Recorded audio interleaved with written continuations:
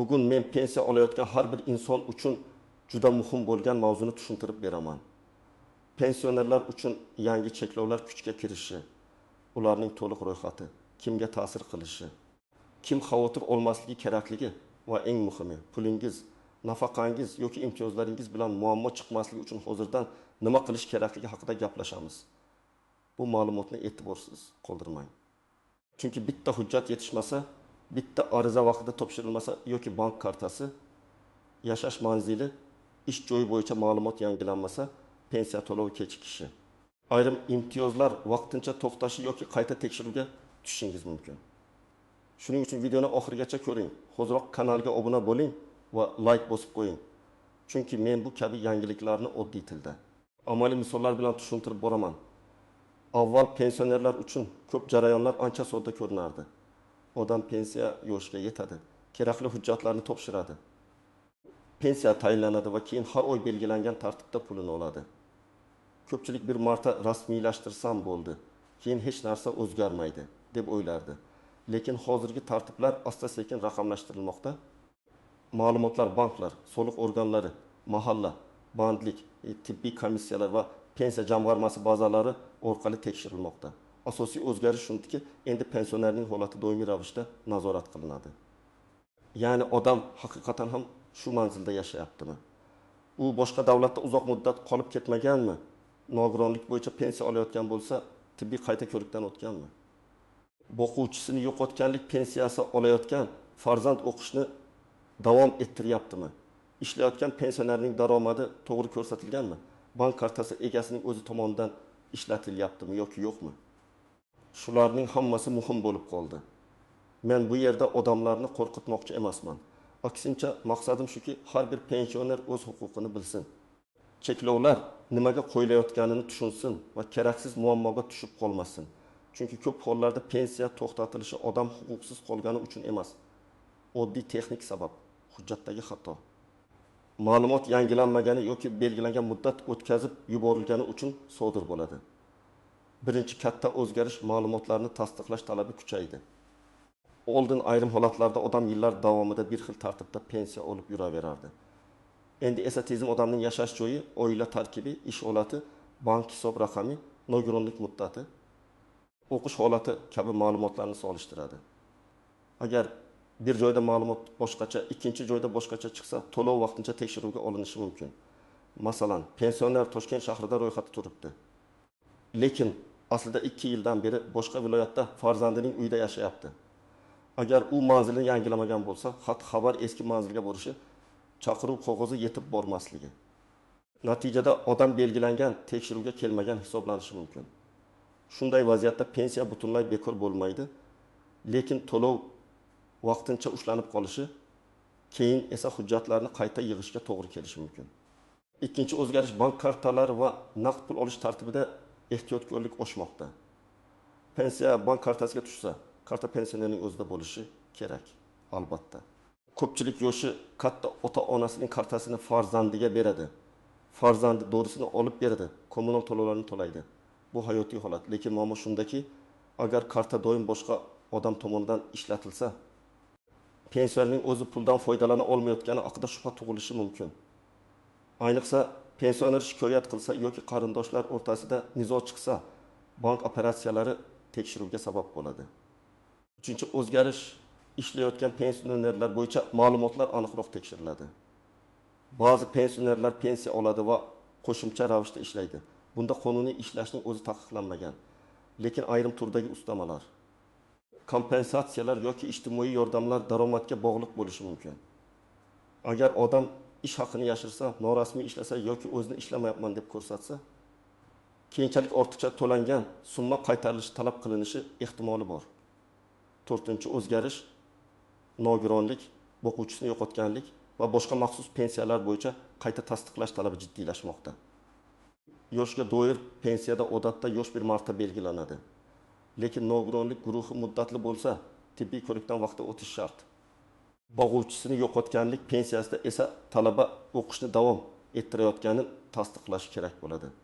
Agar o'qish tugasa, akademik ta'til olsa yoki o'qishdan chetlatilsa, bu ma'lumot yashirilmasligi kerak. Endi men eng muhim cheklovlarni tartib bilan tushuntiraman. Birinchisi, yashash manzili va ro'yxat ma'lumotlari bo'yicha cheklov. Pensioner o'z manzilini o'zgartirsa, uzoq muddat boshqa joyda yashasa yoki chet elga ketgan bo'lsa, tegishli idoralarga xabar berish kerak. Bu shunchaki rasmiyatchilik emas. Pensiya bo'yicha chaqiruvlar, tekshiruvlar, bankdagi tasdiqlashlar va ijtimoiy xizmatlar aynan manzil orqali bog'lanadi. Masalan, oltin taksi yoshli opa Samarqandda ro'yxatda, lekin qizi bilan Andijonda yashayapti. U dorilarni Andijonda oladi, kommunal to'lovlarni qizi to'laydi, lekin rasmiy manzili eski uyda qolgan. Bir kuni pensiya organi qo'shimcha ma'lumot so'raydi. Xat Samarqandga boradi, opa esa bundan bexabar qoladi. Muddat o'tadi, tizimda javob yo'q deb ko'rinadi. Mana shunday oddiy holatda ham to'lov kechikishi mumkin. Shuning uchun men doim aytaman, yashash manzilingiz o'zgargan bo'lsa, hujjatdagi manzilni ham tartibga keltiring. Ikkinchi cheklov, chet elda uzoq muddat bo'lish. Agar pensioner boshqa davlatga vaqtincha davolanish, mehmonga borish yoki farzandinikiga ketgan bo'lsa, bu har doim ham pensiyadan mahrum qiladi degani emas. Lekin uzoq muddat chet elda bo'lish, ayniqsa doimiy yashashga o'xshash holat yuzaga kelsa, pensiya to'lov tartibini alohida tekshirish talab qilinadi. Chunki pensioner haqiqatan ham mamlakatda yashayaptimi? Fuqarolik va doimiy yashash sharti saqlanyaptimi? Bankdagi mablag'dan o'zi foydalanyaptimi? Shu savollar paydo bo'ladi. Uchinchi cheklov, hujjatlarni o'z vaqtida yangilamaslik. Pasport yoki ID karta muddati, bank kartasi muddati, nogironlik ma'lumotnomasi, ishonchnoma, talabalik ma'lumotnomasi, bularning barchasi muhim. Misol uchun, bank kartangizning muddati tugadi, lekin siz yangisini olmadingiz. Pensiya hisoblanadi, lekin pulni yechib olishda muammo chiqadi yoki ID kartadagi ma'lumot bilan pensiya bazasidagi ma'lumot mos kelmaydi. Bunday paytda odam asabiylashadi. Bankka boradi. Bank pensiya jamg'armasiga yuboradi. Pensiya organi esa hujjatni yangilang deydi. Aslida muammo oldindan bartaraf etilishi mumkin edi. 4-cheklov, qo'shimcha daromad va ijtimoiy yordamlar bo'yicha noto'g'ri ma'lumot berish. Men yana bir bor ta'kidlayman. Pensioner ishlashi mumkin bo'lgan holatlar bor. Bu avtomatik ravishda pensiya to'xtaydi degani emas. Lekin ma'lum imtiyozlar kam ta'minlanganlik, yolg'iz yashash, nogironlik, parvarish yoki boshqa mezonlarga bog'liq bo'lsa, daromad yashirilmasligi kerak. Aks holda tizim soliq yoki bank ma'lumotlari orqali buni aniqlasa, avval to'langan yordamlar qayta hisoblanishi mumkin. 5-cheklov, bir nechta turdagi to'lovni asossiz olish. Ayrim odamlar bir vaqtning o'zida bir nechta nafaqa yoki kompensatsiya olish mumkin deb o'ylaydi. Ba'zi to'lovlar birga beriladi, ba'zilari esa bir-birini istisno qiladi. Masalan, yoshga doir pensiya bilan boshqa maxsus to'lovning birga berilishi qonunda qanday ko'rsatilgan bo'lsa, shunga amal qilinadi. Agar odam bir joyda bir maqomda, boshqa joyda boshqa maqomda ro'yxatdan o'tib, ikki tomonlama pul olayotgan bo'lsa, keyin bu ortiqcha to'lov deb topilishi mumkin. 6-cheklov, ishonchnoma orqali pensiya olishda nazorat. Yoshi katta, yura olmaydigan yoki kasal pensioner o'z pensiyasini ishonchli odam orqali olishi mumkin. Lekin ishonchnoma to'g'ri rasmiylashtirilgan, muddat o'tmagan va pensionerning roziligi aniq bo'lishi kerak. Amaliyotda shunday holatlar bo'ladiki, farzand yoki qarindosh pensiyani olib yuradi, keyin pensioner o'zi pulni to'liq olmayotganini aytadi. Bunday vaziyatda organlar tekshirib boshlaydi. Shuning uchun ishonchnoma masalasida og'zaki kelishuv emas, rasmiy hujjat bo'lishi kerak. Eng avvalo, hujjatlari eskirgan pensionerlar xavotir olishi kerak. Agar ID kartangiz, bank kartangiz, nogironlik ma'lumotnomangiz yoki ishonchnomangiz muddati tugash arafasida bo'lsa, buni oxirgi kunga qoldirmang. Chunki bir kunlik kechikish ham keyingi oylik to'lovga ta'sir qilishi mumkin. Ikkinchi guruh, chet elga tez-tez chiqib turadigan yoki uzoq muddat qoladigan pensionerlar. Agar siz farzandingiznikiga Turkiya, Rossiya, Qozog'iston, Koreya yoki boshqa davlatga ketayotgan bo'lsangiz, ketish muddati, qaytish sanasi, bank kartangizdan kim foydalanishi va pensiya olish tartibini oldindan aniqlab oling. Bu ayniqsa yolg'iz yashaydigan yoki qarindoshlari orqali pensiya oladigan odamlar uchun muhim. 3-guruh, nogironlik pensiyasi oluvchilar. Agar sizning nogironlik guruhingiz muddatsiz bo'lmasa, qayta ko'rik sanasini albatta yozib qo'ying. Tibbiy ko'rikdan o'tmaslik ko'pincha pensiya to'xtashining eng keng tarqalgan sabablardan biridir. Odam kasal bo'lib bora olmay qolgan bo'lsa ham, buni tasdiqlovchi hujjat kerak bo'ladi. Shunchaki bormadim, keyin tushuntiraman. Degan yondashuv xavfli. 4-guruh o'quvchisini yo'qotganlik pensiyasi olayotgan talabalar va ularning ota-onalari. Agar farzand kunduzgi ta'limda o'qiyotgani uchun pensiya olayotgan bo'lsa, har o'quv yilida o'qish davom etayotganini tasdiqlash kerak bo'lishi mumkin. O'qishdan chetlatilgan, sirtqi ta'limga o'tgan yoki akademik ta'til olgan holatlar albatta aniqlashtiriladi. Bu yerda eng katta xato o'qishdagi o'zgarishni yashirish. Chunki keyin bir necha oy yoki bir yil davomida ortiqcha olingan pulni qaytarish talabi chiqishi mumkin. 5-guruh qo'shimcha ijtimoiy yordam olayotgan pensionerlar. Masalan, yolg'iz keksalar, parvarishga muhtojlar, kam ta'minlangan oilada yashovchilar, kommunal kompensatsiya yoki boshqa yordam oluvchilar. Bu to'lovlar pensiyadan tashqari mezonlarga bog'liq bo'lishi mumkin. Agar oilangiz tarkibi o'zgarsa, farzandingiz ro'yxatga kirsa, daromad paydo bo'lsa yoki mulk holati o'zgarsa, yordam shartlari qayta ko'rib chiqilishi mumkin. Agar siz yoshga doir pensiyani qonuniy asosda olayotgan bo'lsangiz, hujjatlaringiz joyida bo'lsa, bank kartangiz o'zingizda bo'lsa, manzilingiz to'g'ri ko'rsatilgan bo'lsa va hech qanday noto'g'ri ma'lumot bermagan bo'lsangiz, vahimaga tushishga hojat yo'q. Yangi tartiblar asosan noqonuniy, noaniq yoki tasdiqlanmagan holatlarni aniqlashga qaratilgan. Toza hujjat bilan yashayotgan odam uchun bu jarayon oddiy tekshiruvdan iborat bo'ladi. Masalan, 72 yoshli ota pensiyasini har oy kartasidan o'zi oladi. ID kartasi amalda doimiy manzili to'g'ri, chet elga chiqmagan, qo'shimcha yordam olmaydi. Bunday odamdan odatda ortiqcha narsa talab qilinmaydi. Faqat bank kartasi muddati tugaganda yangilashi, telefon raqami o'zgarsa, bank va tegishli idoralarga xabar berish kifoya. Yana bir misol, 65 yoshli opa pensiya oladi va kichik do'konda rasmiy ishlaydi. Agar uning ish joyi qonuniy bo'lsa, daromadi soliq tizimida ko'rinsa va u daromadga bog'liq maxsus yordamlarni noto'g'ri olmagan bo'lsa, ishlashning o'zi katta muammo emas. Muammo faqat odam bir tomondan ishlayapman deb ish haq olsa, ikkinchi tomondan ishlamayman deb yordam rasmiylashtirsa paydo bo'ladi. Endi ko'pchilik e'tibor bermaydigan nozik jihatlarga o'tamiz. Birinchi nozik masala kasallik sababli hujjat yangilashga bora olmaslik. Agar pensiyaga yotib qolgan bo'lsa, harakatlana olmasa yoki shifoxonada bo'lsa, bu holatni rasmiy tasdiqlash kerak. Tibbiy ma'lumotnoma, shifoxona hujjati. Mahalla yoki ijtimoiy xodim orqali murojaat qilish imkoniyati bor.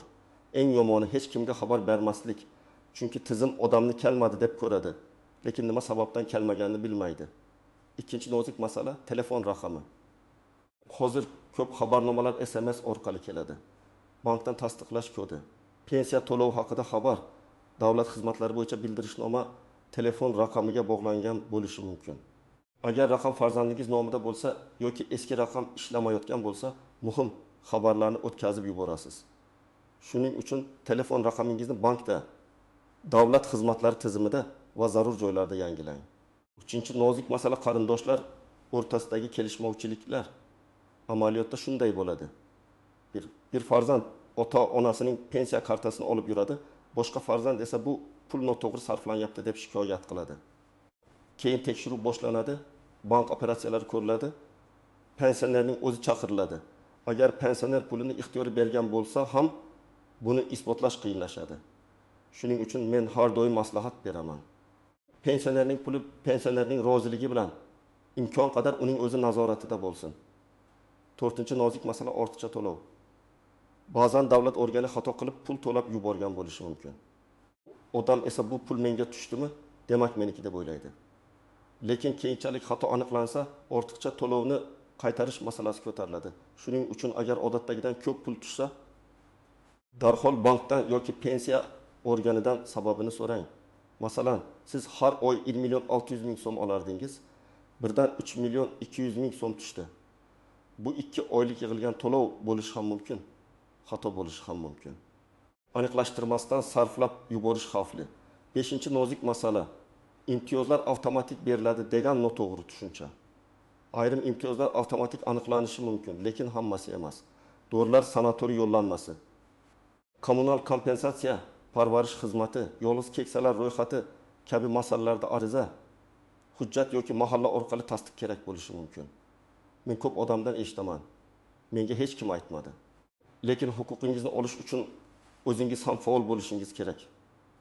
Endi eng kerakli qismga keldik. Nima qilish kerak? Birinchi qadam, hujjatlaringizni tekshiring. ID karta yoki pasportingiz amaldami? Bank kartangiz muddati tugamaganmi? Telefon raqamingiz ishlayaptimi? Yashash manzilingiz hujjatlarda to'g'rimi? Shularni birma-bir ko'rib chiqing.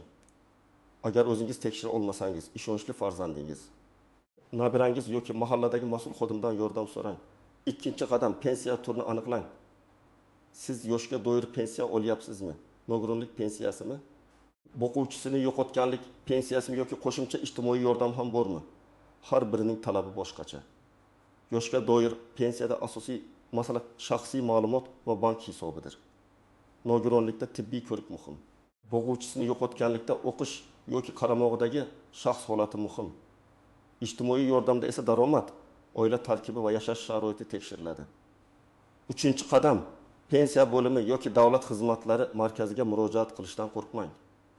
Borayotganda ID karta, pensiya guvohnomasi yoki pensiya bilan bog'liq hujjat, bank kartasi ma'lumotlari, telefon raqamingiz, agar nogironlik bo'lsa tibbiy hujjatlar, agar talaba bo'lsa o'qish joyidan ma'lumotnoma, agar ishonchnoma bo'lsa uning asl nusxasi yoki notarial tasdiqlangan nusxasini olib boring.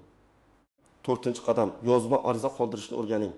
Og'zaki aytdim deb qolib ketmang. Agar pensiyangiz kechiksa, to'lov to'xtasa, noto'g'ri summa tushsa yoki sizdan tushunarsiz hujjat so'ralsa, yozma murojaat qiling. Arizada familiya, ism, otangizning ismi, tug'ilgan sana, yashash manzili, telefon raqami, pensiya turi va muammo mazmunini aniq yozing. Masalan, mening pensiya to'lovim falon oydan beri tushmayapti. Sababini tushuntirib berishingizni va to'lovni tiklash tartibini ko'rsatishingizni so'rayman. Shunda sizda murojaat qilganingiz haqida iz qoladi. 5-qadam, bank bilan aloqani tartibga soling. Bank kartangizni begona odamga bermang. Agar farzandingiz yordam berayotgan bo'lsa ham, karta PIN kodini hammaga aytmang. Karta yo'qolsa darhol bankka qo'ng'iroq qiling. Karta muddati tugashidan oldin yangisini oling. Agar pensiya tushmayotgan bo'lsa, avval bankdan hisobingiz faol yoki faol emasligini so'rang. Keyin pensiya organiga murojaat qiling. Ba'zan muammo pensiyada emas, kartaning bloklanganda bo'ladi. 6-qadam, chet elga ketishdan oldin maslahat oling. Agar siz bir necha oyga ketayotgan bo'lsangiz, pensiya to'lovi, bank kartasi, ishonchnoma va qaytish muddati bo'yicha oldindan aniqlik kiriting. Ayniqsa yosh katta odamni farzandlari chet elga olib ketayotgan bo'lsa, uning pensiyasi qanday olinadi? O'zi rozi ekanini qanday tasdiqlaydi? Bank SMS'lari qaysi raqamga boradi? Bularning hammasi muhim. 7-qadam, har bir o'zgarishni yashirmang. Manzil o'zgarsa, telefon o'zgarsa, oila tarkibi o'zgarsa, ishga kirsangiz, o'qish holati o'zgarsa, nogironlik guruhi bo'yicha qaror o'zgarsa, tegishli joyga xabar bering. Odamlar ba'zan aytsam pulim kamayib qoladi deb o'ylaydi. Lekin yashirish oqibatida keyin ko'proq zarar ko'rishi mumkin. Qonuniy yo'l har doim xavfsizroq. Birinchi misolni olaylik. Yetim yoshli pensioner har oy 20 million 800 ming so'm pensiya oladi. Bank kartasining muddati iyun oyida tugagan, lekin u buni bilmagan. Iyulda pul tushgan, ammo karta ishlamagan. U pensiyani to'xtatishdi deb xavotir olgan. Aslida pensiya hisoblangan, faqat bank kartasi yangilanmagan. Agar u kartaning amal qilish muddatini oldindan tekshirganida bir necha kun sarson bo'lmas edi. Ikkinchi misol. Nogironlik pensiyasi oladigan fuqaro har 2 yilda tibbiy qayta ko'rikdan o'tish kerak. U sanani unutgan, komissiyaga bormagan. Tizimda muddati tugagan deb ko'ringan va to'lov vaqtincha to'xtagan. Keyin u shifokorlarga borib, hujjatlarni qayta yig'ib, pensiyani tiklatgan, lekin vaqt yo'qotgan. Bu holatda asosiy dars shuki, tibbiy ko'rik sanasini kalendarga yozib qo'yish kerak. 3-misol, talaba otasidan boquvchisini yo'qotganlik pensiyasi oladi. U kunduzgi ta'limdan sirtqi ta'limga o'tgan, lekin pensiya organiga xabar bermagan. Bir necha oy o'tib, ma'lumot bazalar orqali aniqlangan va ortiqcha to'lovni qaytarish masalasi chiqqan. Talaba buni bilmaganini aytgan, lekin tizim uchun muhim narsa o'zgarish bo'lgan va u xabar qilinmagan. Shuning uchun o'qish shakli o'zgarsa, darhol aniqlashtirish kerak. 4-misol, yolg'iz pensioner qo'shimcha ijtimoiy yordam olgan. Keyin nabirasi uning uyiga doimiy ro'yxatga kirgan va rasmiy ishga joylashgan. Oilaning daromad holati o'zgargan. Agar bu ma'lumot yordam mezonlariga ta'sir qilsa, to'lov qayta ko'rib chiqiladi. Bu yerda pensioner aybdor bo'lmasligi mumkin. lekin hujjatlar yangilanmagani muammo tug'diradi. Men bugun tushuntirgan cheklovlarning asosiy ma'nosi bitta. Pensiya va imtiyozlarni olishda hujjatlar aniq, ma'lumotlar to'g'ri va holatingiz tasdiqlangan bo'lishi kerak. Yangi tartiblar eng avvalo manzil, bank kartasi, hujjat muddati, chet elda bo'lish, nogironlik qayta ko'rgi o'qish holati, qo'shimcha daromad va ishonchnoma masalalariga ta'sir qiladi. Agar siz hammasini qonuniy olib yurgan bo'lsangiz, xavotirga tushmang. Lekin hujjatlaringizni hozirdan tekshirib qo'ying. Bugun bir soat vaqt ajratsangiz, ertaga bir oy sarson bo'lishdan qutulasiz. Men ekspert sifatida sizga eng muhim maslahatni beraman. Pensiya masalasida hech narsani og'zaki va taxmin bilan qoldirmang. Hammasini hujjat bilan tasdiqlang. Sizningcha bu yangi cheklovlar pensionerlarni himoya qiladimi yoki ortiqcha qiyinchilik tug'diradimi? Fikringizni izohlarda yozib qoldiring. Agar video foydali bo'lgan bo'lsa, albatta like bosing. Kanalga obuna bo'ling va yaqinlaringizga yuboring. Chunki bu ma'lumot bugun sizga, ertaga ota-onangizga yoki qo'shningizga kerak bo'lib qolishi mumkin.